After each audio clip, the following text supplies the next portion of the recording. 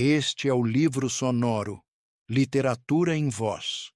Se você aprecia esse trabalho, considere contribuir. O Pix está na descrição. Hoje, A Igreja do Diabo, de Machado de Assis, capítulo 1, de uma ideia mirífica.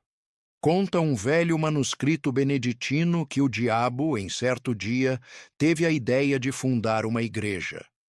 Embora os seus lucros fossem contínuos e grandes, sentia-se humilhado com o papel avulso que exercia desde séculos, sem organização, sem regras, sem cânones, sem ritual, sem nada. Vivia, por assim dizer, dos remanescentes divinos, dos descuidos e obséquios humanos. Nada fixo, nada regular. Por que não teria ele a sua igreja? Uma igreja do diabo era o meio eficaz de combater as outras religiões e destruí-las de uma vez. Vá, pois, uma igreja, concluiu ele. Escritura contra escritura, breviário contra breviário. Terei a minha missa, com vinho e pão à farta, as minhas prédicas, bulas, novenas e todo o demais aparelho eclesiástico. O meu credo será o núcleo universal dos espíritos, a minha igreja, uma tenda de Abraão. E depois, enquanto as outras religiões se combatem e se dividem, a minha igreja será única. Não acharei diante de mim nem Maomé, nem Lutero. Há muitos modos de afirmar, há só um de negar tudo. Dizendo isto, o diabo sacudiu a cabeça e estendeu os braços, com um gesto magnífico e varonil. Em seguida, lembrou-se de ir ter com Deus para comunicar-lhe a ideia e desafiá-lo. Levantou os olhos, acesos de ódio, ásperos de vingança, e disse consigo: Vamos, é tempo! E rápido, batendo as asas com tal estrondo que abalou todas as províncias do abismo, arrancou da sombra para o infinito azul. Capítulo 2. Entre Deus e o Diabo. Deus recolhia um ancião quando o diabo chegou ao céu. Os serafins que engrinaldavam o recém-chegado detiveram-se logo, e o diabo deixou-se estar à entrada com os olhos no Senhor. Que me queres tu? Perguntou este. Não venho pelo vosso servo Fausto, respondeu o diabo, rindo, mas por todos os Faustos do século e dos séculos. Explica-te. Senhor, a explicação é fácil, mas permiti que vos diga. Recolhei primeiro esse bom velho. Dai-lhe o melhor lugar. Mandai que as mais afinadas cítaras e alaúdes o recebam com os mais divinos coros. Sabes o que ele fez? Perguntou o Senhor, com os olhos cheios de doçura. Não, mas provavelmente é dos últimos que virão ter convosco. Não tarda muito que o céu fique semelhante a uma casa vazia por causa do preço, que é alto. Vou edificar uma hospedaria barata. Em duas palavras, vou fundar uma igreja. Estou cansado da minha desorganização, do meu reinado casual e adventício. É tempo de obter a vitória final e completa. E então vim dizer-vos isto, com lealdade, para que me não acuseis de dissimulação. Boa ideia, não vos parece? Vieste dizê-la, não legitimá-la, advertiu o Senhor. Tendes razão, acudiu o diabo. Mas o amor próprio gosta de ouvir o aplauso dos mestres. Verdade é que, neste caso, seria o aplauso de um mestre vencido, e uma tal exigência. Senhor, desço à terra, vou largar a minha pedra fundamental. Vai. Quereis que venha anunciar-vos o remate da obra? Não é preciso. Basta que me digas desde já por que motivo, cansado há tanto da tua desorganização, só agora pensaste em fundar uma igreja. O diabo sorriu com certo ar de escárnio e triunfo. Tinha alguma ideia cruel no espírito, algum reparo picante no alforje da memória, qualquer coisa que nesse breve instante da eternidade o fazia crer superior ao próprio Deus. mas recolheu o riso e disse: Só agora concluí uma observação, começada desde alguns séculos. É que as virtudes, filhas do céu, são em grande número comparáveis a rainhas, cujo manto de veludo rematasse em franjas de algodão. Ora, eu proponho-me a puxá-las por essa franja e trazê-las todas para a minha igreja. Atrás delas virão as de seda pura. Velho retórico, murmurou o Senhor. Olhai bem, muitos corpos que ajoelham aos vossos pés, nos templos do mundo, trazem as anquinhas da sala e da rua. Os rostos tingem-se do mesmo pó. Os lenços cheiram aos mesmos cheiros. As pupilas centelham de curiosidade e devoção entre o livro santo e o bigode do pecado. Vede o ardor, a indiferença, ao menos, com que esse cavalheiro põe em letras públicas os benefícios que liberalmente espalha, sejam roupas, botas, moedas ou quaisquer dessas matérias necessárias à vida. Mas não quero parecer que me detenho em coisas miúdas. Não falo, por exemplo, da placidez com que este juiz de irmandade, nas procissões, carrega piedosamente ao peito o vosso amor e uma comenda. Vou a negócios mais altos. Nisto, os serafins agitaram as asas pesadas de fastio e sono. Miguel e Gabriel fitaram no Senhor um olhar de súplica. Deus interrompeu o diabo. Tu és vulgar, que é o pior que pode acontecer a um espírito da tua espécie, replicou-lhe o Senhor. Tudo o que dizes ou digas está dito e redito pelos moralistas do mundo. É assunto gasto. E se não tens força nem originalidade para renovar um assunto gasto, melhor é que te cales e te retires. Olha, todas as minhas legiões mostram no rosto os sinais vivos do tédio que lhes dás. Esse mesmo ancião parece enjoado. E sabes tu o que ele fez? Já vos disse que não. Depois de uma vida honesta, teve uma morte sublime. Colhido em um naufrágio, ia salvar-se numa tábua, mas viu um casal de noivos, na flor da vida, que se debatiam já com a morte. Deu-lhes a tábua de salvação e mergulhou na eternidade. Nenhum público, a água e o céu por cima. Onde achas aí a franja de algodão? Senhor, eu sou, como sabeis, o espírito que nega. Negas esta morte? Nego tudo. A misantropia pode tomar aspecto de caridade. Deixar a vida aos outros para um misantropo é realmente aborrecê-los. Retórico e sutil, exclamou o Senhor. Vai, vai, funda a tua igreja. Chama todas as virtudes, recolhe todas as franjas, convoca todos os homens. Mas vai, vai. Debalde o diabo tentou proferir alguma coisa a mais. Deus impusera-lhe silêncio. Os serafins, a um sinal divino, encheram o céu com as harmonias de seus cânticos. O diabo sentiu, de repente, que se achava no ar. Dobrou as asas e, como um raio, caiu na terra. Capítulo 3. A boa nova aos homens. Uma vez na terra, o diabo não perdeu um minuto. Deu-se pressa em enfiar a cogula beneditina, como hábito de boa fama, e entrou a espalhar uma doutrina nova e extraordinária, com uma voz que reboava nas entranhas do século. Ele prometia aos seus discípulos e fiéis as delícias da terra, todas as glórias, os deleites mais íntimos.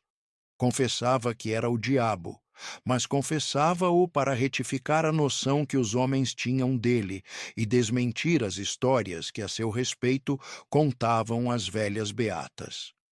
Sim, sou o diabo, repetia ele. Não o diabo das noites sulfúreas, dos contos soníferos, terror das crianças, mas o diabo verdadeiro e único, o próprio gênio da natureza, a que se deu aquele nome para arredá-lo do coração dos homens. Vede-me gentil e airoso, sou o vosso verdadeiro pai. Vamos lá, tomai daquele nome, inventado para meu desdouro. Fazei dele um troféu e um lábaro, e eu vos darei tudo, tudo, tudo, tudo, tudo, tudo. Era assim que falava, a princípio, para excitar o entusiasmo, espertar os indiferentes, congregar, em suma, as multidões ao pé de si. E elas vieram. E logo que vieram, o diabo passou a definir a doutrina. A doutrina era a que podia ser na boca de um espírito de negação. Isso quanto à substância, porque, acerca da forma, era umas vezes sutil, outras cínica e deslavada. Clamava ele que as virtudes aceitas deviam ser substituídas por outras, que eram as naturais e legítimas.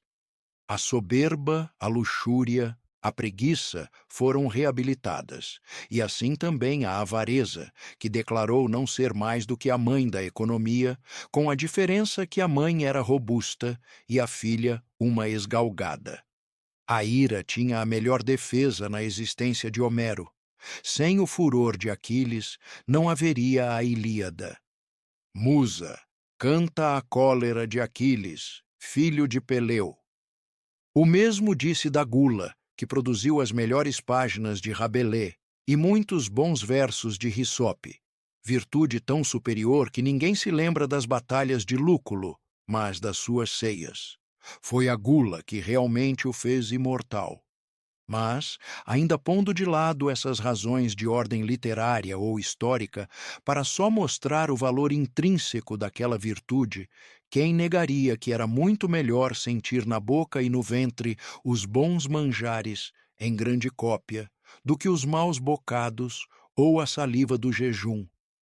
Pela sua parte, o diabo prometia substituir a vinha do Senhor, expressão metafórica, pela vinha do diabo, locução direta e verdadeira, pois não faltaria nunca aos seus o fruto das mais belas cepas do mundo. Quanto à inveja, pregou friamente que era a virtude principal, origem de prosperidades infinitas, virtude preciosa que chegava a suprir todas as outras e o próprio talento. As turbas corriam atrás dele entusiasmadas. O diabo incutia-lhes, a grandes golpes de eloquência, toda a nova ordem de coisas, trocando a noção delas, fazendo amar as perversas e detestar as sãs. Nada mais curioso, por exemplo, do que a definição que ele dava da fraude. Chamava-lhe o braço esquerdo do homem. O braço direito era a força. E concluía: muitos homens são canhotos, eis tudo. Ora, ele não exigia que todos fossem canhotos. Não era exclusivista. Que uns fossem canhotos, outros destros. Aceitava a todos, menos os que não fossem nada. A demonstração, porém, mais rigorosa e profunda foi a da venalidade. Um casuísta do tempo chegou a confessar que era um monumento de lógica. A venalidade, disse o diabo, era o exercício de um direito superior a todos os direitos. Se tu podes vender a tua casa, o teu boi, o teu sapato, o teu chapéu, coisas que são tuas por uma razão jurídica e legal, mas que, em todo caso, estão fora de ti, como é que não podes vender a tua opinião, o teu voto, a tua palavra, a tua fé, coisas que são mais do que tuas, porque são a tua própria consciência, isto é, tu mesmo? Negá-lo é cair no absurdo e no contraditório. Pois não há mulheres que vendem os cabelos? Não pode um homem vender uma parte do seu sangue para transfundi-lo a outro homem anêmico? E o sangue e os cabelos, partes físicas, terão um privilégio que se nega ao caráter, à porção moral do homem?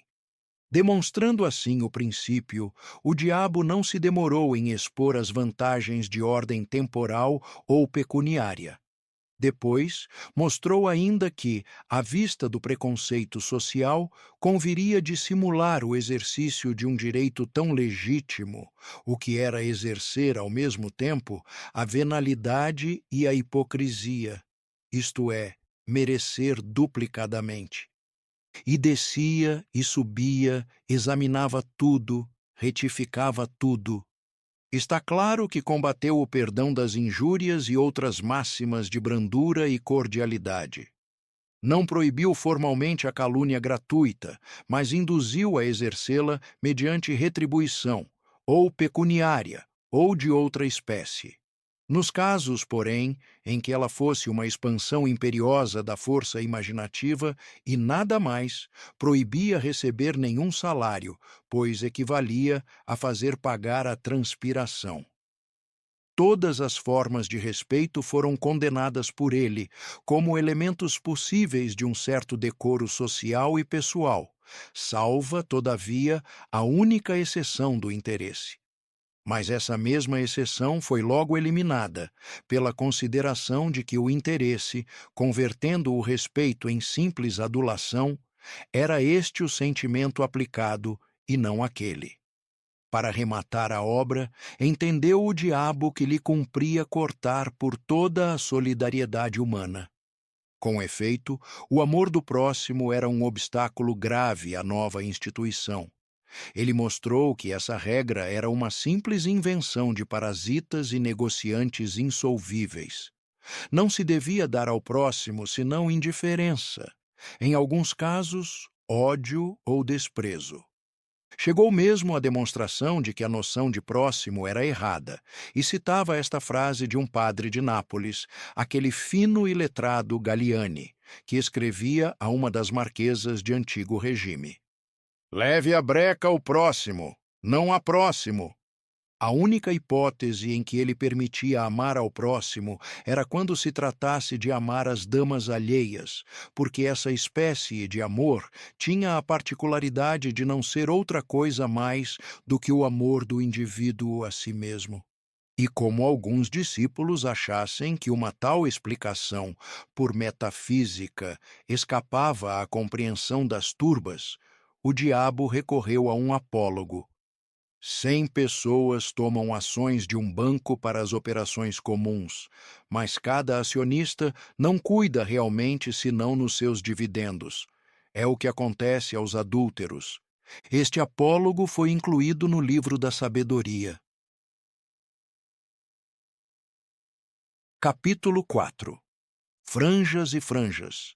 A previsão do diabo verificou-se. Todas as virtudes cuja capa de veludo acabava em franja de algodão, uma vez puxadas pela franja, deitavam a capa às urtigas e vinham alistar-se na igreja nova.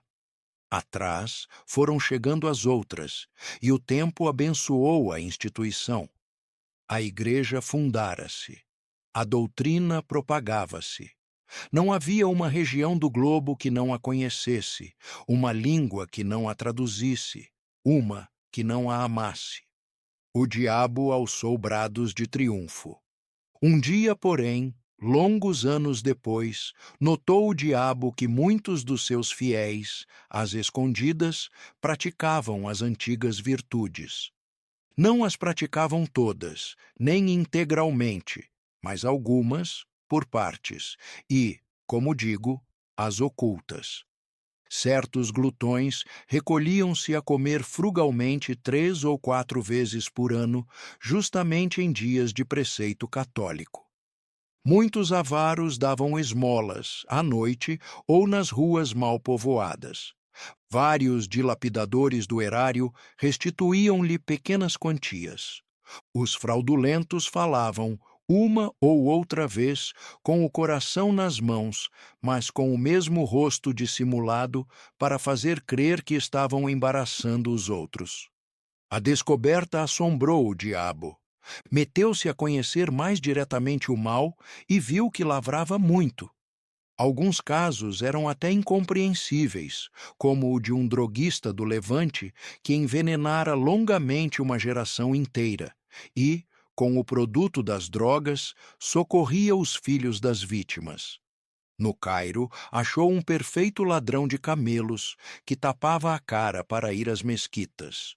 O diabo deu com ele a entrada de uma, lançou-lhe em rosto o procedimento.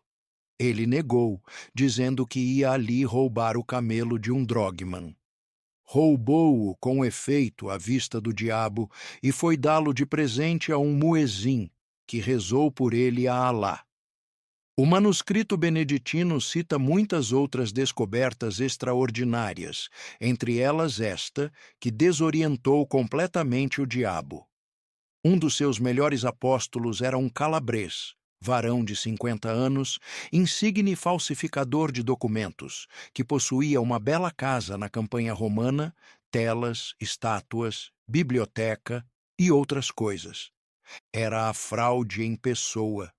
Chegava a meter-se na cama para não confessar que estava são, pois esse homem não só não furtava ao jogo, como ainda dava gratificações aos criados. Tendo angariado a amizade de um cônego, ia todas as semanas confessar-se com ele numa capela solitária. E, conquanto não lhe desvendasse nenhuma das suas ações secretas, benzia-se 2 vezes, ao ajoelhar-se e ao levantar-se. O diabo mal pôde crer tamanha aleivosia, mas não havia duvidar. O caso era verdadeiro. Não se deteve um instante. O pasmo não lhe deu tempo de refletir, comparar e concluir do espetáculo presente alguma coisa análoga ao passado. Voou de novo ao céu, trêmulo de raiva, ansioso de conhecer a causa secreta de tão singular fenômeno. Deus ouviu-o com infinita complacência. Não o interrompeu, não o repreendeu, não triunfou, sequer, daquela agonia satânica. Pôs os olhos nele e disse-lhe: Que queres tu, meu pobre diabo? As capas de algodão têm agora franjas de seda, como as de veludo tiveram franjas de algodão. Que queres tu? É a eterna contradição humana. Você ouviu o livro sonoro. Este projeto é independente e existe pelo apoio de quem ouve. Se puder contribuir, qualquer valor, o Pix é canalivrosonoro@gmail.com. Inscreva-se, compartilhe e até a próxima leitura.